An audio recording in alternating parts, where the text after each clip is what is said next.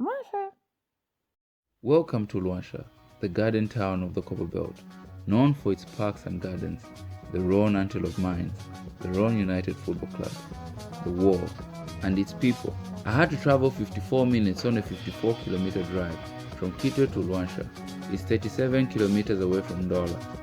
Knowing that Luanshya was my last town in the Copperbelt series, I started to read about it, and one article by Florence K. Mulenga was a beautiful insight in the life of growing up in Luanshya. Its history, its streets which are alphabetically named after trees, the monuments, the historical places the town is known for. And yes, Luanshya has a wall fence at the entrance, and no gate swavana 18 hours because there is no gate. But the funny thing is, that's one of Luanshya's most historical places, and in my own opinion, this wall has to be preserved for what it symbolizes.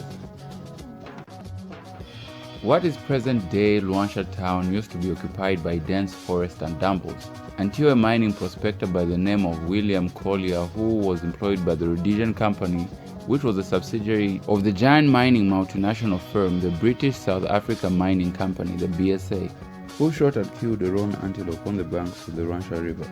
The antelope fell to the ground, and its head resting on the rock, where an exposed seam of copper ore was visible. The discovery led to the opening of the Roan Antelope copper mines in 1927, and the following year in 1928, there was a layout of Luanshya development plan which started between the year 1931 and 1936 in developing Luanshya into a modern town. On the 1st of January 1954, Luanshya was awarded municipality and the council was granted the right to appoint a mayor. And the town's first mayor was Councillor G.F. Nayo, who was installed in 1955 and served until the March of 1956. The town got its name from the Luanshya River, and I think through the passage of time the pronunciation and the spelling changed, but the town's name is actually derived from that very river.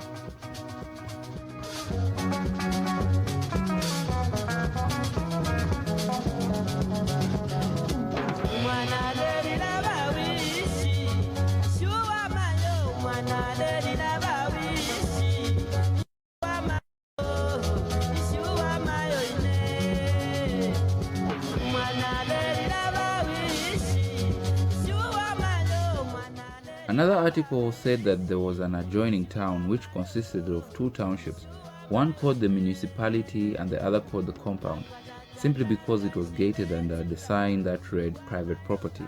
The municipality itself was divided into a European township, and across the tracks there was an area called the location, which was reserved for Africans.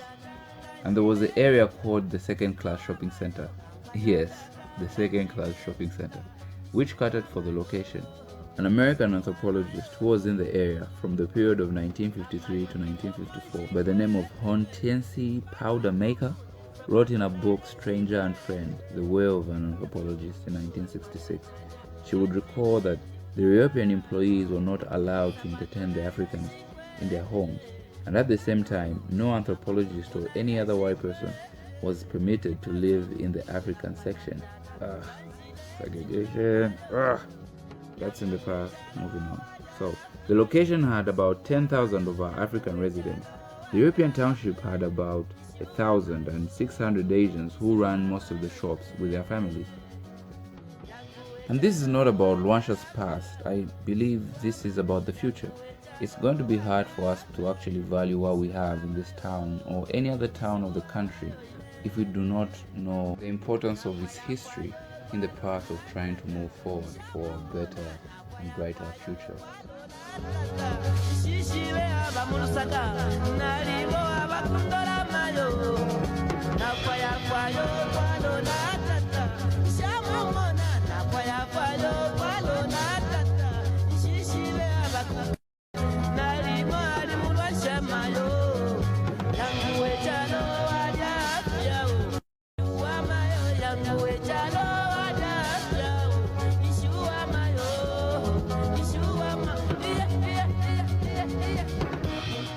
And the song in the background was actually done by our musical great Laban Kalunga, who was actually born in this very town.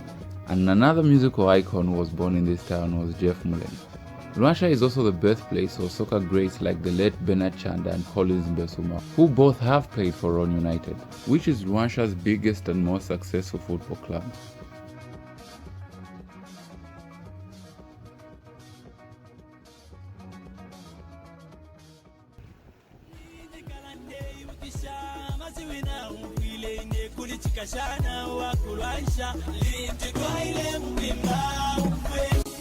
After independence, Luanshya still flourished, and it was said that it had one of the best hospitals in the country. In one article I read about Luanshya's downfall, which came as a result of the closing of the Ron copper mines, which led to unemployment levels to rise and people leaving the town to other places of the Copperbelt, and the town becoming a ghost town. One thing that we have to understand is most of the towns in the Copperbelt started as mining towns, so the majority of the people that lived in the town worked for the mines or benefited directly or indirectly from the mines. So when the mines close, people lose their jobs and tend to leave the town. But years later, Luanshya has now seen a rapid growth in its economy.